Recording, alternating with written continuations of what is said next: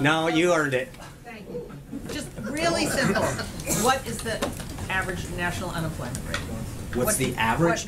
What's the overall unemployment Are you talking rate about whether or not we include the full? I'm just asking you. I mean, the Bureau of Labor Statistics puts it out. You accept. No. It's not a question of what I accept. I mean, there are ways that you can put out full employment. I know the difference. Right, but I'm saying that so there's a reason that we put out several versions of that. Right, One is the illustrative nature of how you count the unemployed, whether or not they're long-term unemployed or whether or not they're still seeking a job.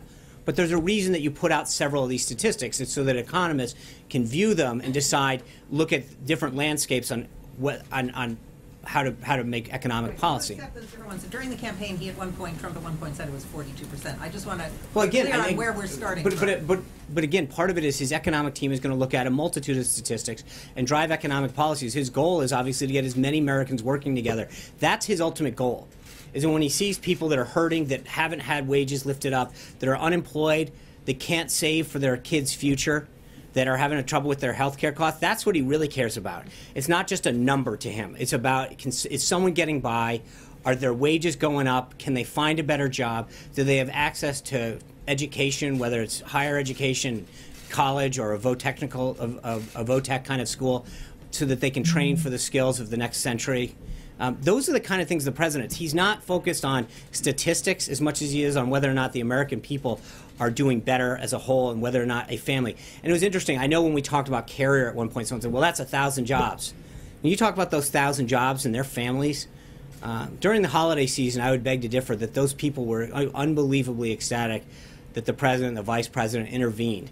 And so every one of these meetings that you saw happen at Trump Tower and then now, it's all about, whether it's 2,000 jobs or 20,000 jobs, that's the focus. It's making sure that that small businesses have greater opportunity to be successful, that American workers can have their wages lifted up, that the benefits that they receive in terms of health care and education are something that provide them the support that they need. But that's what this is all about. I think for too often in Washington, we get our heads wrapped around a number and a statistic. And we look at and we forget the faces and the families and the businesses that are behind those numbers.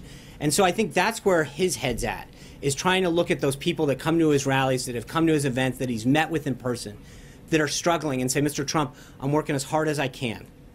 I'm working 2 jobs, I'm doing everything by the rules, and I keep getting screwed.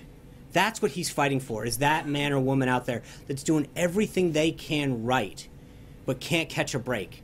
And I think he addressed that in his inaugural speech when he talked about shifting power outside of Washington, D.C.